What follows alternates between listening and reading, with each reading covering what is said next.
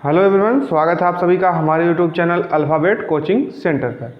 यहाँ पर देखिए, आज हम पढ़ने वाले हैं मैथ का क्लास 9th मैथ के बारे में। यानी क्लास 9th मैथ में जो आपका चैप्टर चल रहा था 6.2 का 6.2 में हमने 5 क्वेश्चन आपको कंप्लीट करा दिए हैं। अगर आप उस वीडियो को नहीं देखे हैं तो इस वीडियो को ज़रूर देखिएगा।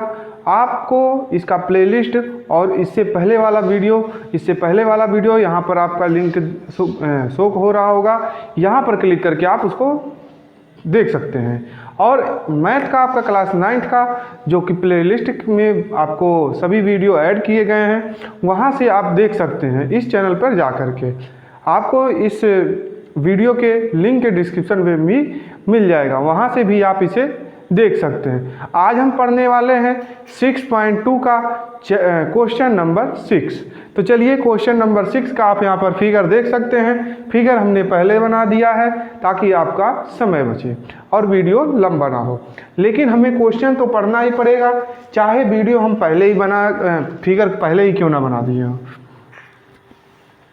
देखिए, यहाँ पर 6वें नंबर का क्वेश्चन कह रहा है PQ और RS दो दर्पण हैं। यानी यहाँ पर एक आपका PQ और RS जो है ये दर्पण है। अब दर्पण हैं और दर्पण पर क्या किया गया है, AB दर्पण पर एक प्रकाश डाला गया है जो A से लेकर के B पर, A से निकलता है B पर टकराता है और B से निकल करके आपका C पर टकराता है। टकराने के बाद वह परावर्तित हो जाता है। ठीक, इस प्रकार से आपका फिगर में दिया गया है। ठीक है, तो सीधे से हम आपको बात करें बिना क्वेश्चन को देखे हुए, तो आपको यहाँ पर करना क्या है। देखिए, यहाँ पर आपको दिखाना ये है कि जो AB रेखा है वो CD के क्या है, समांतर है। आपको यही सिद्ध करना है। तो यहाँ पर आपको सिद्ध करना है या दिखाना है, बात एक ही है। तो चलिए हम क्वेश्चन को लगाते हैं, सॉल्व करते हैं। अब कैसे आपका लगेगा, पहले एक बार हम यहाँ पर आपको फिगर थोड़ा बनाने का एक बार वैसे ही हम आपको समझा देते हैं। देखिए,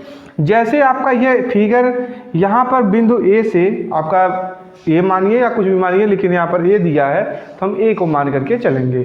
A से आपका कोई किरण निकल रहा है और B पर आपका जब टकरा रहा है, यानी दर्पण पर अगर आपका टकरा रहा है और यह टकराने के बाद क्या है, यह टकराने के बाद यहाँ पर ये ध्यान दीजिए, यहाँ पर हमने फिगर को उल्टा बना दिया है। ठीक है, पालिशदार जो सतह होगा यह आपका, ये उल्टा बना दिया है। तो यहाँ पर इसको हम थोड़ा सही कर देते हैं। लेकिन हम आपको यहाँ पर समझाते हुए चलते हैं कि यहाँ पर जो आपका फिगर है, यहाँ A से लेकर के आपका बिंदु B पर क्या हुआ है, ये गया है। और देखिए, जब भी आपका कोई प्रकाश का किरण हो या कोई भी वस्तु हो, अगर किसी भी पालिशदार सतह पर पड़ता है, यहाँ पर प्रकाश की किरण है, तो यहाँ से अगर पालिशदार सतह पर पड़ेगा तो वह टकरा करके या परावर्तित होकर के वह दूसरे दिशा में परावर्तित हो जाए, उसी माध्यम में और परावर्तित हो जाता है। यह आप विज्ञान में परावर्तन के या दर्पण में आपने इसको पढ़ा हुआ है। तो यहाँ से यह एक मान लीजिए कि B से आप एक लंब डाल रहे हैं। ठीक है, यहाँ से आप क्या किए, इसको एक लंब डाल दिए। ठीक है, और जहाँ पर आपका B था वहाँ पर जब आप लंब डाल दिए तो एक काम और करेंगे कि बिंदु C से भी क्या करेंगे, एक लंब डाल देंगे। तो चलिए यहाँ से लंब डाल देते हैं।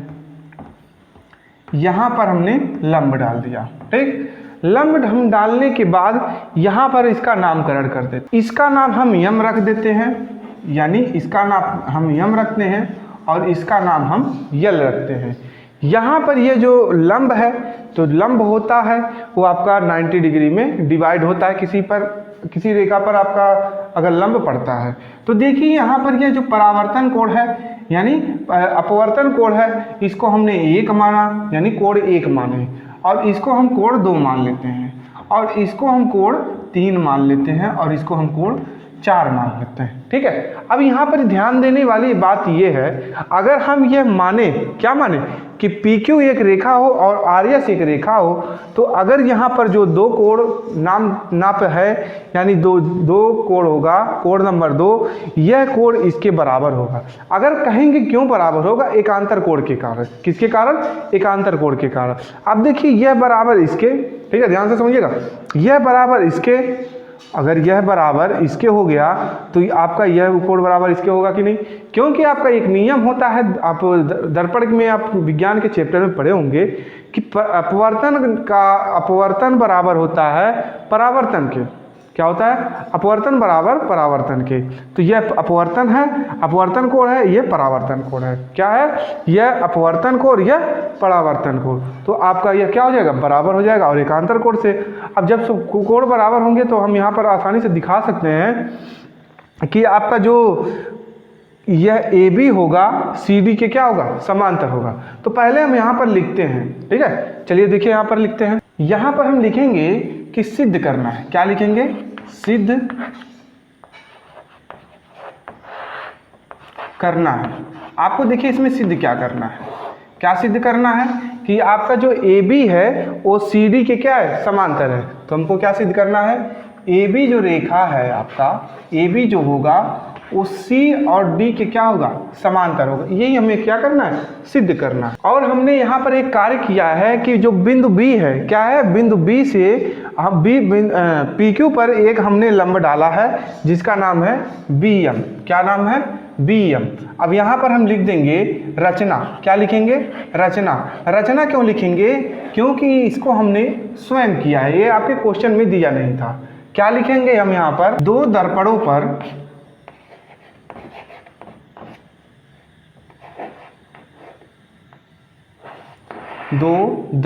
पर बिंदु आपका BC क्या है? बिंदु B और C पर हमने क्या किया है? एक लंब डाला है। क्या किया है? एक लंब डाला। ये हमने स्वयं किया था, इसलिए हमने क्या किया? रचना में लिखा। अब देखिए इसके बाद हम क्या करेंगे? अब लिखेंगे आप यहाँ लिखेंगे हम प्रमाण। क्या लिखेंगे? प्रमाण। प्रमाण में हम क्या लिखेंगे कि हम यह लिखेंगे कि जो AB है वो क्या है? आपतित किरण है। क्या है? आपतित किरण। AB यह क्या है? आपतित किरण। आपतित किरण। और आपका बिंदु B और C क्या है? और बिंदु BC यह आपका क्या है? बिंदु BC जो होगा वो आपका परावर्तित किरण होगा। क्या होगा? परावर्तित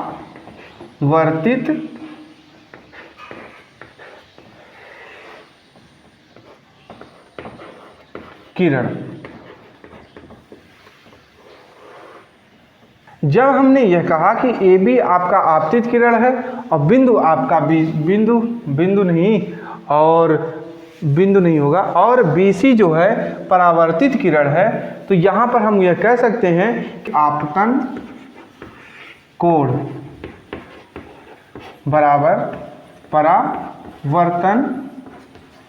परावर्तन कोण के। अब देखिए यहाँ पर हमने आपतन कोण परावर्तन कोण लिखा है, तो हम चलिए ठीक है, आपतन कोण कौन कितना है? कोण 1 है और परावर्तन कोण 2। तो ये आपका क्या हो जाएगा? बराबर हो जाएगा। इसी प्रकार से जैसे हमने यहाँ पर लिखा है, इसी प्रकार से हम लिखेंगे कि आपका BC जो है, लिखेंगे आपका चूंकि, क्या लिखेंगे? चूंकि BC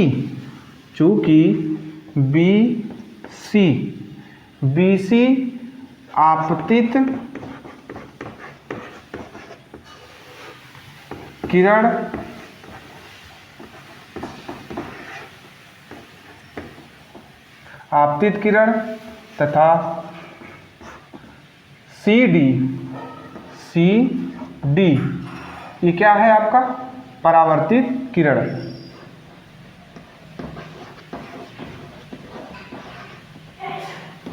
अब देखिए यहाँ पर हम लिखेंगे आपतन कोण, इसलिए आपतन कोण बराबर होता है परावर्तन वर्तन कोण के। तो हम यह कह सकते हैं कोण 3 जो होगा कोण 4 के क्या होगा, बराबर होगा।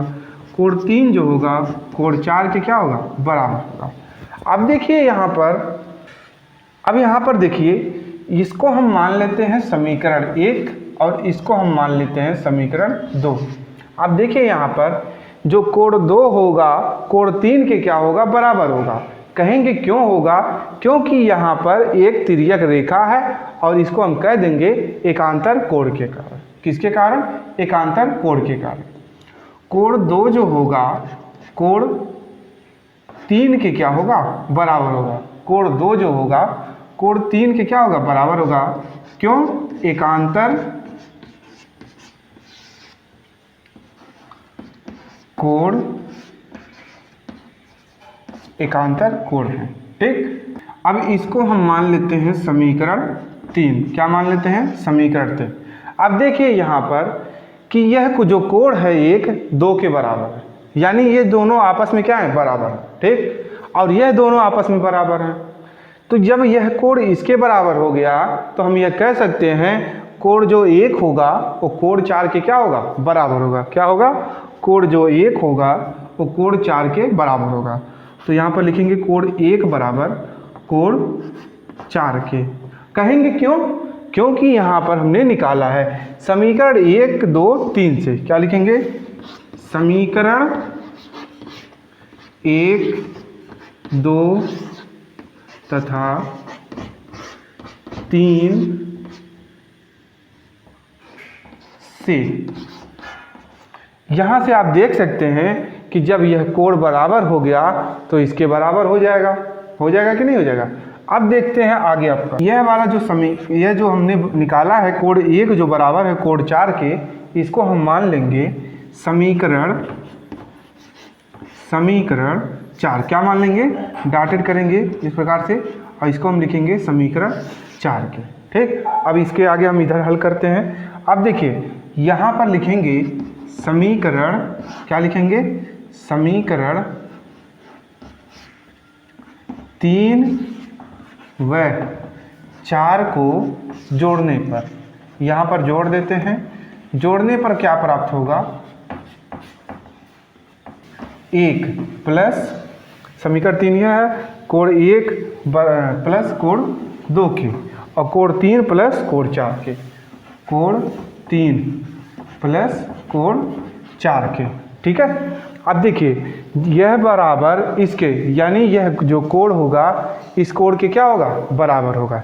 यहाँ पर हमने इसे दिखा, जब यहाँ पर हमने दिखा दिया तो हम यह कह सकते हैं कि जो आपका कोण ABC होगा, अतः क्या लिखेंगे, अतः कोण ABC बराबर होंगे किसके, कोण BCD के। किसके, कोण BCD के। किसके वो होगा, BCD के। अब देखिए यहाँ पर, अब यहाँ पर हम यह कह सकते हैं यहाँ पर जो आपका होगा ये एकांतर कोणों का क्या है, युग्म है। क्या है, एकांतर कोणों का युग्म है।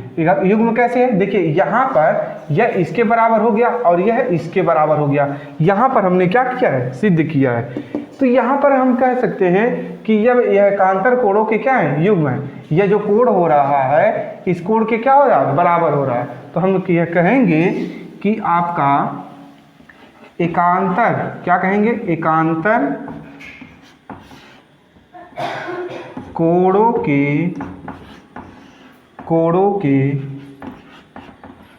युग्म क्या है, युग्म हैं। अतः क्या हमको सिद्ध करना था कि आपका BC जो होगा, क्या होगा, BC जो होगा, नहीं BC नहीं, AB जो होगा CD के क्या होगा, समांतर होगा। AB जो होगा समांतर होगा सी डी के। तो इस प्रूफ्ड क्या लिख देंगे, प्रूफ्ड लिख देंगे। अगर आपको ये वीडियो अच्छा लगा हो, आपको वीडियो पसंद आया हो, तो इस वीडियो को लाइक ज़रूर कीजिएगा और अपने दोस्तों के साथ शेयर ज़रूर कीजिएगा। और इस वीडियो में अगर कोई आपको डाउट होता है तो उसको एक बार फिर से देख लीजिएगा। और अगर आप कोई क्वेश्चन कैरी करना चाहते हैं हमसे तो वीडियो के कमेंट बॉक्स में या हमारे सोशल नेटवर्क पर भी मैसेज कर सकते हैं। जैसे आपका इंस्टाग्राम पर भी फॉलो कर सकते हैं, टेलीग्राम पर भी हमें मैसेज दे सकते हैं और आप हमको फेसबुक पर भी फॉलो कर सकते हैं एक अल्फ़ाबेट कोचिंग के सेंटर के नाम से। तो मिलते हैं अगले वीडियो में। Thanks for watching.